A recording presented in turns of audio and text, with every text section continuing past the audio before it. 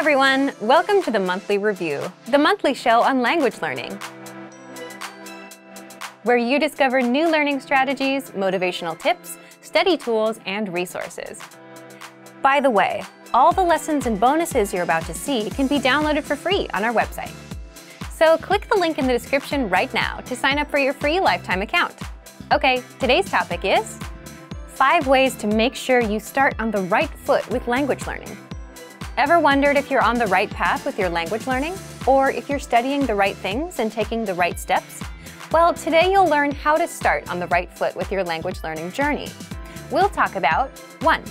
Why you must know your reason for learning the language. 2. How to set fail-proof goals and rewards. 3. How to match your daily routine to your learning so that you don't struggle with the actual learning. 4. Why you need anchor points for long-term motivation. And 5. How to improve faster with ongoing assessment.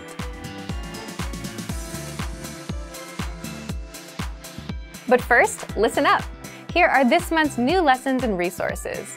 First, the Connecting Thoughts Conversation Cheat Sheet. Do you know how to connect ideas in your target language? With this cheat sheet, you'll learn the sentence structure X but Y, plus must-know adverbs for connecting ideas. So download it for free right now. Second, the How to Stay Motivated with Language Learning ebook. If you want to know some secrets and tricks to staying motivated so that you can stay consistent with your language journey and finally become fluent, you'll want this ebook. Download it right now. Third, can you talk about herbs and spices in your target language? Learn how to say garlic, ginger, pepper, and much more with this quick vocabulary bonus. Fourth, 20 must-know hygiene words. If you're learning the language but don't know how to say toilet paper, soap, or toothpaste, then you'll definitely need this 1-minute vocab lesson. Fifth, do you know how to talk about the weather in your target language? If you don't, access this 1-minute lesson to learn 40 weather-related words and phrases. If you want to learn these words fast, use the free audio slideshow tool inside the lesson. To get your free resources, click the link in the description below right now. They're yours to keep forever. Okay, let's jump into today's topic. How to start off on the right foot with your language learning journey. There are 5 things you, as a language learner, need to address if you want to start off on the right foot. Here they are. 1. Your reason for learning. 2. Your goal and reward. 3. Matching your routine to your medium. 4. Anchor points. And 5. Assessment. If you get these squared away in your first month, you'll be set up to succeed with any language goal you set. And today, we'll walk you through each point. The first one, your reason for learning. Why are you learning the language? So, why is thinking about your why so important? Here's an example. Think back to when you were a kid and you were trying to save money. What was the first thing you wanted to buy, and how much did it cost? You probably still remember what it was and how much it cost. And because you knew the specific price, you were able to save up for it. If not, at the very least, you made more progress than if you just said, I want to save money, with no specific purpose in mind. And that's the thing. If you know precisely why you're doing something, it's easy to tie a goal to it. And there are all kinds of reasons to learn a language. There's travel, family, friends, love, or maybe you're living in a country that speaks it. So knowing your reason clarifies your mission and gives you motivation from the start. Now, some reasons are stronger than others. For example, living in a country that speaks the language is a powerful reason. You need it for survival. If your reason for learning is something simpler, like, I just want to watch TV in that language, it's not exactly something you need to survive. Does it matter whether you have a strong reason or not? Not necessarily. Strong reasons help with motivation initially, but people with strong reasons can and do fail, and people with weak reasons succeed.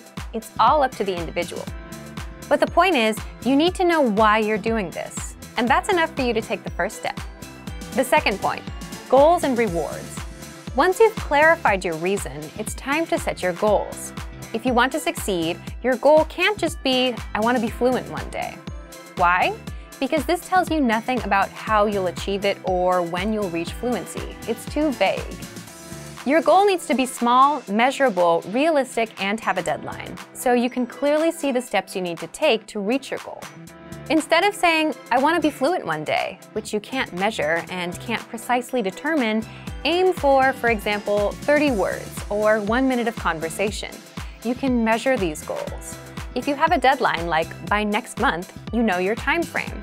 And unlike a goal like I want to be fluent, a goal like I want to be able to talk for 1 minute is much more realistic. Now, what about rewards? Now that you've set a goal, you need to tie rewards to your goal. Why rewards? Shouldn't you work hard first and worry about rewards later? Because rewards are powerful motivators, you should be working hard. But hard work often is not fun, and you need something to push you through. When you come home after a long day of work on a rainy day, soaking wet, the last thing you want to do is open a book and start studying. It's so much easier to turn on Netflix or something. But having that reward reminds you, if I achieve this, then I get that. So defining what's in it for me, what do I get, boosts your motivation. You have something to look forward to and get you through times when you don't feel like doing work. The third point is match your routine to the study medium.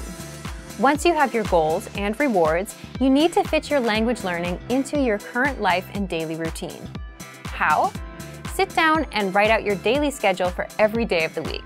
For example, wake up at 7 a.m., breakfast at 8 a.m., get on the bus at 9 a.m., work from 9:30 a.m., lunch at 1 p.m., and so on. Do this for every day of the week. That way, you can see where you can fit in learning. For example, if you ride the bus in the morning, you can use that time to listen to our audio lessons. Why do this? Well, language learning is a brand new routine. If you don't work from your existing daily routines, it may not work out. For example, if you decide to wake up an hour earlier to study, now you're adding 2 new routines, waking up earlier and learning a language at once. 1 is hard enough, but 2 makes it even harder. You may not wake up on time. You may not get out of bed. You may fall right back to sleep. The point here is you should piggyback off of your existing routines and use a learning medium that matches your routine. So instead of waking up earlier, keep your daily routine, but look for another way to introduce language learning. Write out your daily routine, see where you spend your time, and then match your routine to learning. If you take walks and listen to music, swap out music for language lessons and listen along. If you take the bus or train, check out our audio and video lessons. If you usually read in the evenings and can focus, try using a textbook. In all of these examples, you're taking an existing routine and adding language learning inside. The fourth point is set anchor points. Anchor points are the connections you make to a language that boost your motivation and keep you attached or anchored to your goal so you don't slip away. So what's an example of an anchor point? For example, if you have friends or relatives that speak the language, and if you're around them and you're exposed to the language, you're more likely to learn. Same thing with watching TV shows in the target language. You're exposed to it more, so your interest in learning naturally goes up. Also, investing in a textbook or learning program, signing up for classes, or for a proficiency test. All of these are anchor points that connect you back to the language. Why do you need anchor points? Oftentimes, your initial reason for learning the language isn't as motivating as it used to be. Maybe you were motivated in month 1, but not in month 5. That's why people with strong reasons might fail. So an anchor point gives you another reason to keep going and boosts your motivation. And also, oftentimes, the reason we start isn't the same as the reason we continue. Anchor points are not something you need to worry about in your first month of learning, but adding them in the second month and afterward will help you keep going. Can you think of any anchor points you can add? Leave a comment. Finally, the fifth point is you need assessment. Now that you have goals, rewards, a routine, and anchor points, it's not enough to learn a language alone in a vacuum. You need feedback and course correction from a native speaker. With our learning program, you can learn with your very own teacher.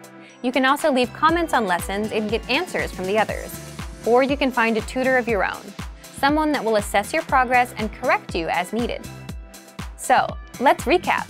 There are 5 things you, as a language learner, need to address if you want to start off on the right foot. 1. Clarify your reason for learning. 2. Set goals and rewards. 3. Match your routine with your study medium. 4. Set anchor points. And 5. Get ongoing assessment. So thank you for watching this episode of Monthly Review. Next time, we'll talk about how to deal with missed language goals and failure.